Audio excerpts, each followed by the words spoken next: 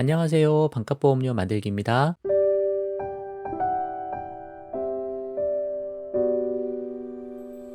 오늘은 보험 10개 들고 극단 선택한 사업가 사망보험금 지급될까? 라는 제목의 영상을 좀 준비를 해봤습니다. 한 뉴스 기사를 통해서 이게 어떤 일이 벌어진 건지 한번 사건을 판단을 좀 해보려고 하고요. 이 사건을 통해서 우리가 어떤 관점을 가지는 게 좋을지 한번 판단을 해보자. 왜 제가 이걸 갖고 왔냐면 제가 생각지 못한 방향으로 이제 법적 판단들이 나오는 거를 보고 이거는 좀 같이 알아두면 좋겠다라는 차원에서 좀 준비를 해봤습니다. 극단적 선택은 절대 하시면 안 되세요. 제가 그걸 이야기하려고 하는 게 아니고 그 일이 벌어지고 보험회사 간의 분쟁 중에 보험금 지급을 어떻게 하는지 그 부분에 대한 이야기를 좀 해보려고 하는 거예요. 우리가 좀 참고할 만한 부분이 있어 보인다. 그래서 오늘은 그 내용을 한번 소개해 보도록 하겠습니다. 시작해 볼게요.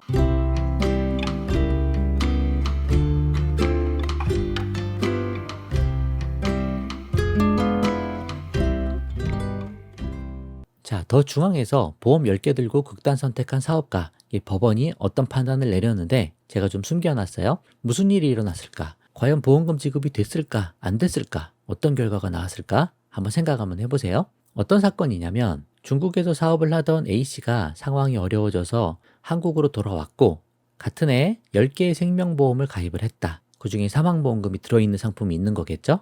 그리고 약 2년이 흐른 2017년 3월 9일에 스스로 목숨을 끊은 채 발견되었습니다. 경찰에서도 극단적 선택을 한 것으로 판단하고 사건을 마무리했는데 보험 가입자가 고의로 자신을 해쳤을 때 보험금을 주지 않는 조항이 만료되는 시점, 그 시점이 3월 6일이었는데 3월 9일 날 극단적 선택을 했다는 거죠. 그래서 그 시점 바로 다음 날 A씨가 외출한 뒤 벌어진 사건이었다라고 되어 있습니다. 그러니까 보험 가입하고 2년이 지난 후에 극단적 선택을 하셨다. 그런 상황인 거예요, 지금.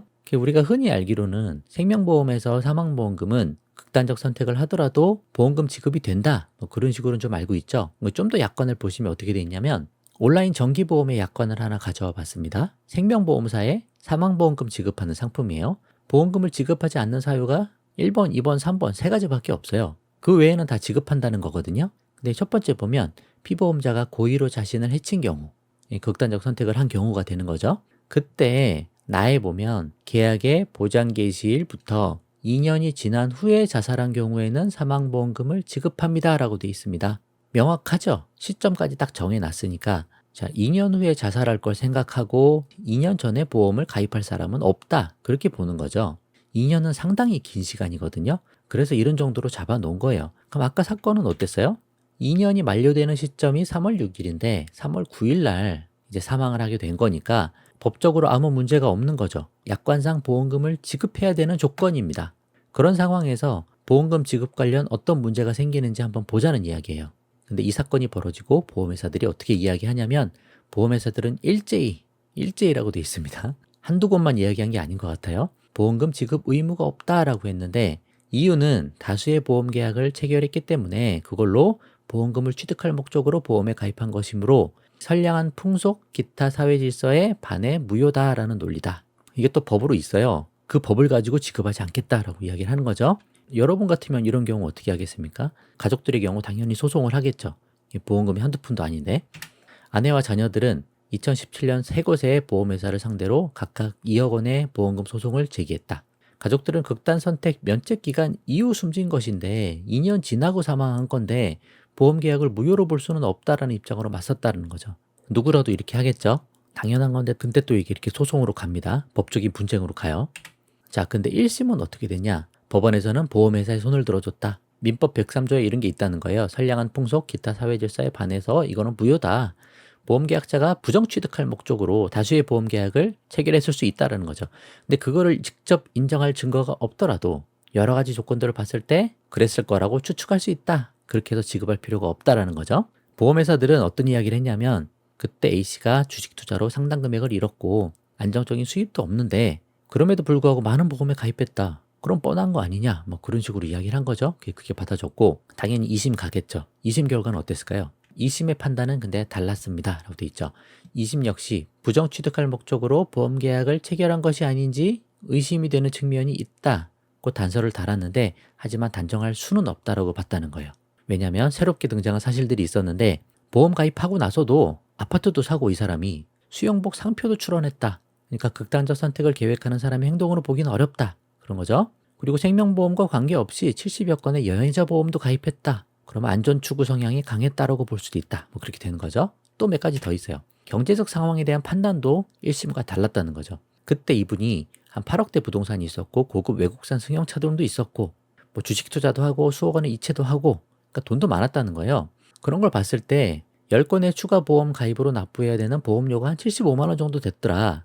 근데 그게 그렇게 과한 거라고 보기는 어렵다라고 판단을 한 거죠. 그래서 2심은 생명보험금 2억 원의 일부인 28에서 42%를 가족들에게 지급하라고 판단을 했다. 그렇게 됐습니다. 그래서 일부라도 받게 된 거죠. 3심 어떻게 됐을까요? 최종 결론은 2심의 판단을 확정했다. 그래서 보험금 일부 지급이 됐다. 사건이 그런 식으로 마무리됐다라는 내용입니다. 그래서 여기서 좀 생각해 볼 게 있죠. 우리가 모르는 것들이 복병들이 항상 존재한다. 보험에는. 저는 그렇게 보는 거예요. 약관상 지급하는 조건에 해당이 되지만 또 여러 가지 법에 따라서 문제가 생길 소지들이 곳곳에 있다라는 거죠. 그래서 보험 가입 잘 해놨으니까 나는 안전해. 난 걱정할 게 없어. 그렇게 할 것도 아니다. 라는 생각이 좀 드는 부분이어서 이 부분을 좀 이야기해 봤습니다. 제가 결론으로 좀 마무리 지어 볼게요. 자, 결론입니다. 약관상 보험금 지급 조건에 해당되어도 실제 보험금을 받지 못할 수도 있는 부분이었다. 그런 사건이었죠. 아예 못 받지는 않았지만 그렇다고 다 받은 것도 아니에요. 일부만 받았잖아요.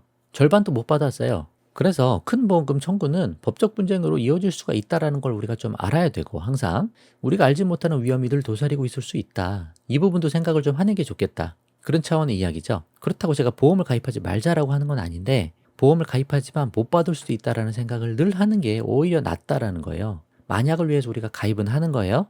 근데 못 받을 수도 있으니 보험에 목매지 말자. 그래서 맹목적으로 보험을 믿기보다는 내 자산을 키워나가는 것이 훨씬 더 중요하다. 늘 이야기를 하는 거예요. 보험료 줄이고 내 노후 자산 많이 만들어 놓자. 그거 외에도 중요한 인생의 여러 목적 자금을 잘 준비하자. 보험은 정말 최소로 해야 된다는 거예요. 보험료가 비싸지면 결국 완납 못합니다. 보험 10년 유지율이 한 10% 나온다고 그랬잖아요. 근데 20년 완납하는 사람이 얼마나 되겠어요? 보험료를 극단적으로 줄이고 보험을 너무 믿지는 말자. 그런 차원의 이야기를 좀 해보려고 오늘 이 이야기를 좀 가져와 봤습니다.